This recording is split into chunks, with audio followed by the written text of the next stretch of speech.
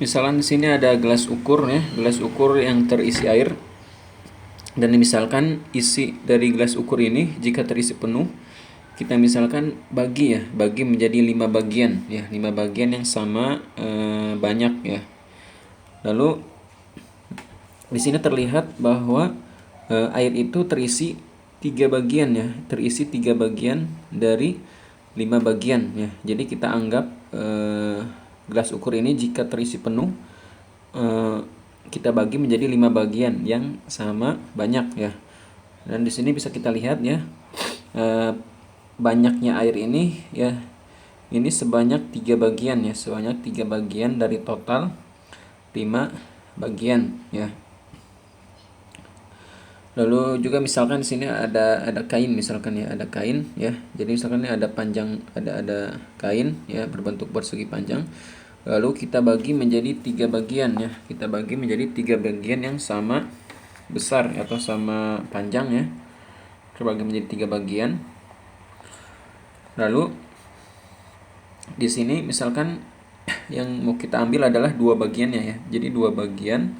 Jadi kain ini yang diambil itu adalah 2 bagian dari 3 bagian keseluruhan ya, 3 bagian keseluruhan. Jadi jika kita nyatakan dalam pecahan ya, yang gelas ukur ini tadi 3 bagian dari 5 bagian berarti 3/5, artinya 3 bagian dari total 5 bagian. Jadi 3/5 kalau kita nyatakan dalam bentuk pecahan. Nah, kalau dalam masalah kain ini, jika kita nyatakan dalam bentuk pecahan itu adalah 2/3, artinya 2 bagian ya. Jadi misalkan kita mau mengambil 2 bagian kain ini ya, 2 bagian kain. Jadi artinya yang kita ambil itu adalah 2 ya. 2/3 kalau kita nyatakan dalam pecahan, artinya 2 bagian dari total 3 bagian ya. Nah, dari contoh-contoh yang saya sudah berikan di atas ya, ini yang pertama itu adalah ini dalam potongan kue ya, dalam potongan kue ya dibagi menjadi 4 bagian ya kan, 4 bagian yang sama banyak ya kan. Lalu diambil 1, maka jika dinyatakan dalam pecahan itu 1/4 ya. 1/4 itu adalah 1 bagian dari total 4 bagian ya. Lalu contoh yang kedua ini adalah masalah air, masalah gelas ukur yang terisi oleh air ya. Lalu yang ketiga ini adalah masalah tentang potongan kain ya. Dari contoh-contoh di atas bisa kita sedikit ambil kesimpulan bahwa bilangan pecahan ya pada pernyataan di atas adalah untuk menyatakan bagian dari keseluruhan ya, bagian dari keseluruhan ya. Jadi bagian dari keseluruhan. Jadi kayak misalkan ini ya, jadi 2 bagiannya kan, ini 2 bagian ini merupakan dari total dari 3 bagian ini kan. Jadi 2 dari 3 berarti 2/3 ya. Jadi bisa kita misalkan A dan B adalah bilangan bulat ya. Dengan B itu tidak sama dengan 0, maka bilangan pecahan A per B itu mempresentasikan A bagian dari B bagian yang ekuivalen ya. Jadi bagian ekuivalen yang dimaksud adalah bagian yang sama ya, bagian yang sama sesuai dengan objek keseluruhan ya. Jadi misalkan seperti panjang, tinggi, luas, berat, volume dan lain-lain ya. Jadi artinya tergantung dari objek yang sedang kita bicarakan ya. Jadi kalau misalkan yang ini adalah kita membicarakan tentang masalah kue ya, masalah kue, berarti kita bagi kan tergantung dari kita bagi menjadi bagian yang sama banyak. Dalam hal ini misalkan 4 bagian yang sama banyak. Jadi artinya kita mengambil 1 potongan kue dari 4. Jadi artinya 1/4 ya. Dalam ini objeknya itu mengenai air dan yang ini mengenai kain ya. Jadi sekali lagi, bilangan pecahan A per B itu mempresentasikan A bagian dari B bagian yang ekuivalen. Jadi bagian ekuivalen itu adalah bagian yang sama kan, bagian yang sama. Jadi kita bagi dulu menjadi jumlah, misalkan dalam hal panjang berarti kita bagi panjangnya menjadi sama panjang ya. Kalau misalkan luas kita bagi menjadi luasnya yang sama, yang sama gitu kan luasnya.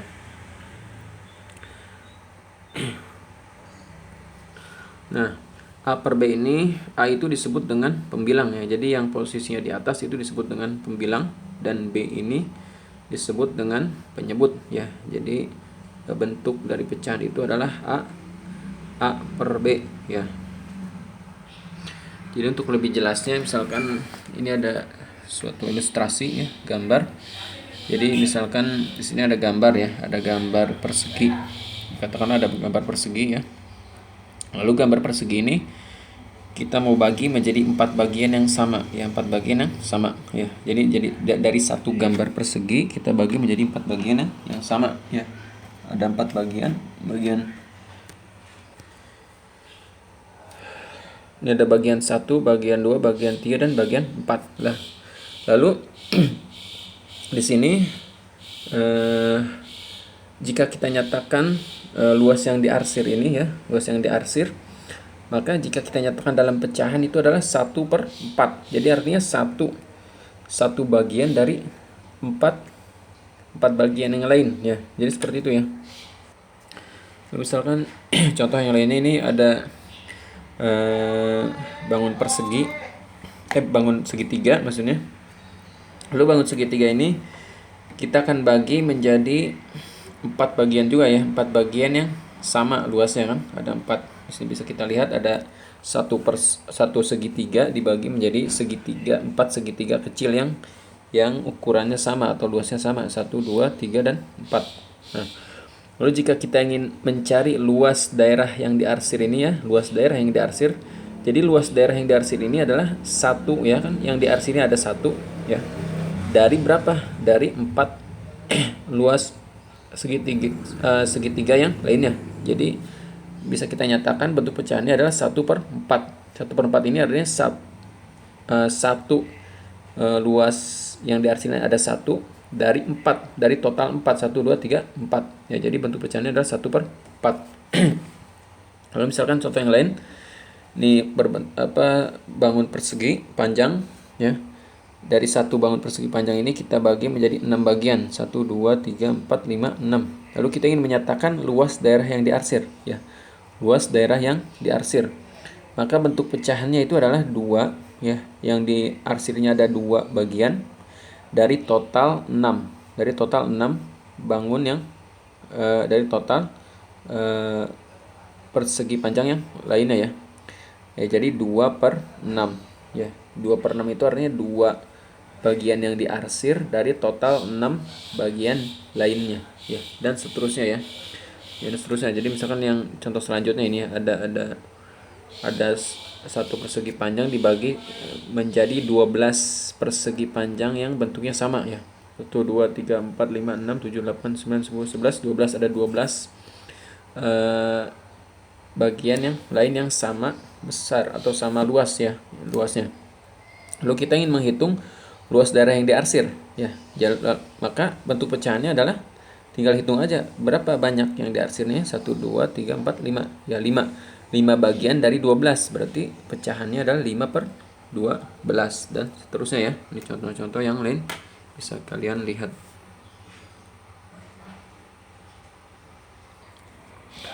Nah, sekarang gimana kita cara mencari bilangan pecahan yang senilai ya. Jadi bilangan pecahan senilai itu atau ekuivalen itu dapat kita lihat ya pada gambar berikutnya. Jadi misalkan di sini ada 3 gambar ya, ada 3 gambar ya dengan ukuran yang sama. Cuman yang gambar pertama itu dibagi menjadi 2 bagian ya, dibagi menjadi 2 bagian. Yang gambar kedua itu dibagi menjadi 4 bagian yang sama ya. Lalu gambar yang ketiga itu dibagi menjadi 8 ya, 8 bagian yang sama. Lalu yang gambar pertama ini yang diarsirnya ada 1 ya. Jadi luas yang diarsir itu adalah 1/2, artinya 1 bagian yang diarsir dari 2 bagian yang lain. Lalu yang kedua ini luas daerah yang diarsir ini ya, luas daerah yang diarsir ini ada 2 ya, ada 2 dari total 4 bagian yang sama lainnya kan. Jadi 2/4 ya. Lalu gambar yang ketiga, luas daerah yang diarsir ada sebanyak 4, 1, 2, 3, 4 ya. Dari total keseluruhan sebanyak 8, berarti artinya 4/8. 4 dari 4 daerah yang diarsir, dari 4 daerah yang diarsir dari 8 daerah yang lainnya yang ukurannya tentu sama ya, sama luas ya. Tentu jika kita lihat ya, 1/2, 2/4, dan 4/8 ini merupakan pecahan senilai ya, pecahan yang senilai ya. Jadi artinya 1/2 itu atau setengah itu senilai dengan 2/4, dan 2/4 juga senilai dengan 4/8. Jadi bisa kita tulis kan, 1/2 itu nilainya sama dengan 2/4 dan sama dengan 4/8 ya. Jadi 1/2, 2/4, dan 4/8 itu nilainya senilai atau equivalent atau sama kan nilainya.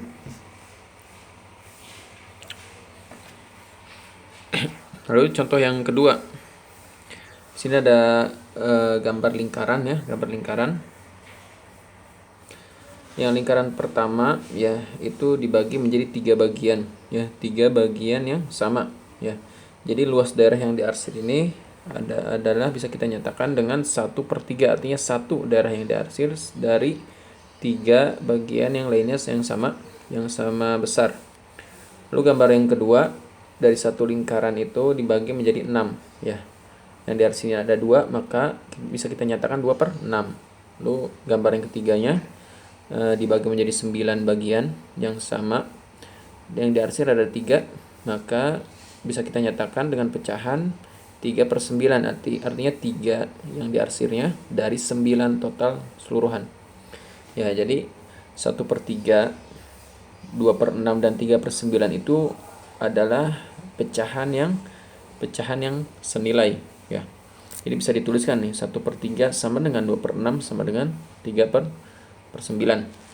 Nah dari sini bisa kita lihat ya gimana cara mendapatkan pecahan yang senilai ya, pecahan yang senilai.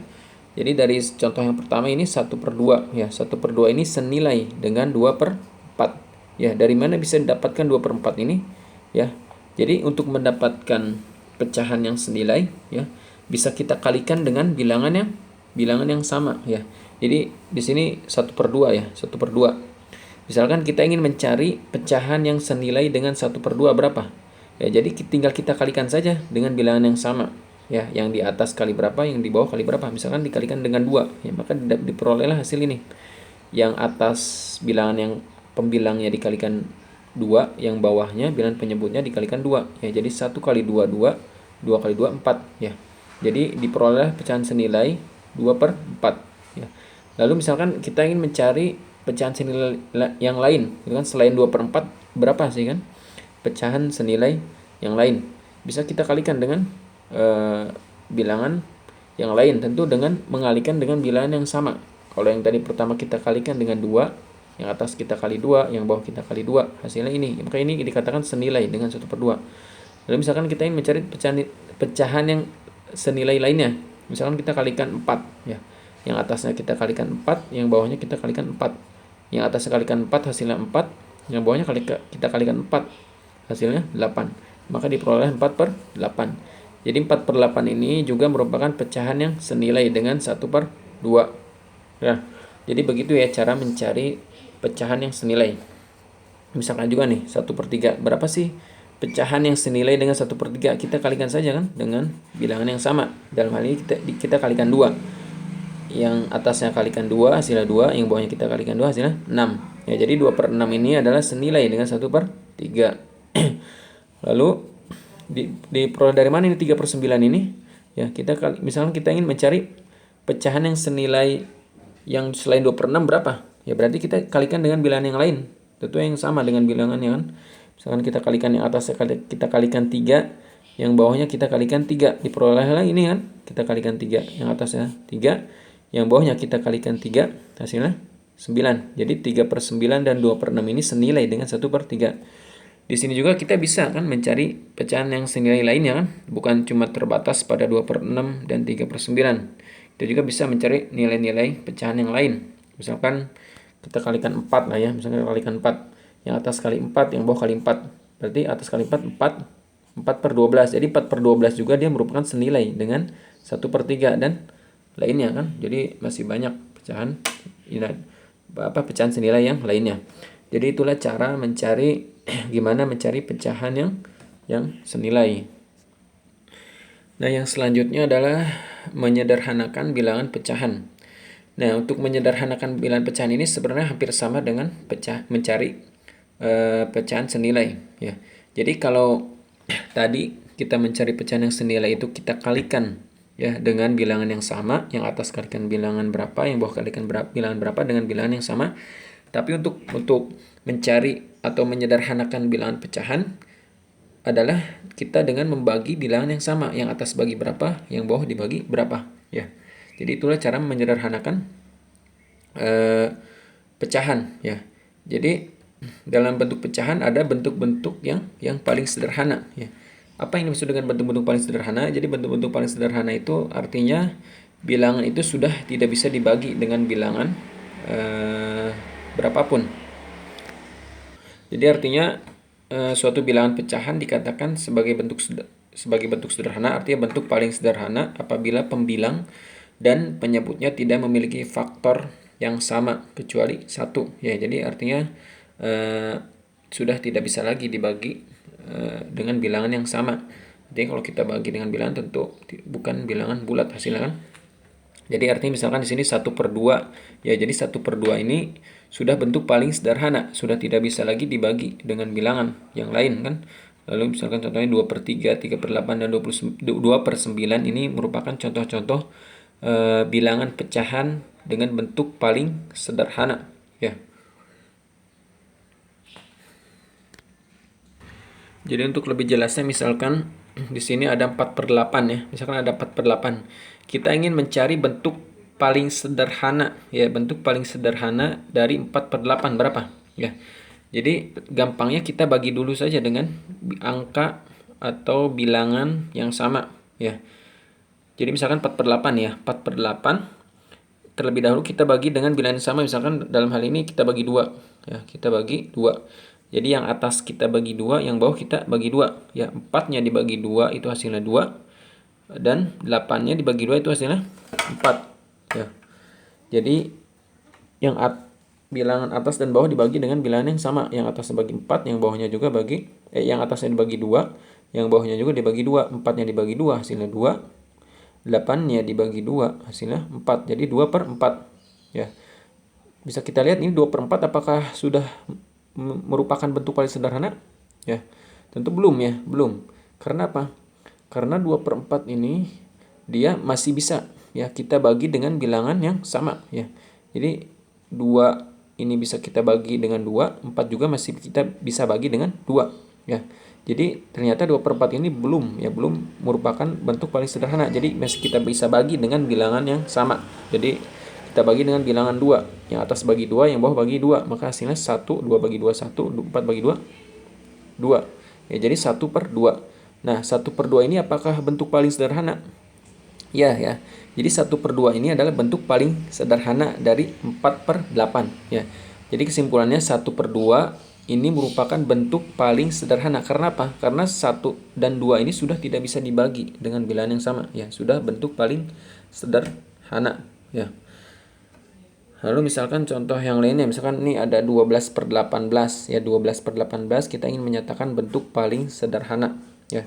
Jadi cara gampangnya kita bagi saja dengan bilangan yang kecil dulu ya. Kita bagi dengan bilangan yang kecil. Misalkan kita bagi 2 dulu ya. Di sini kita bagi 2.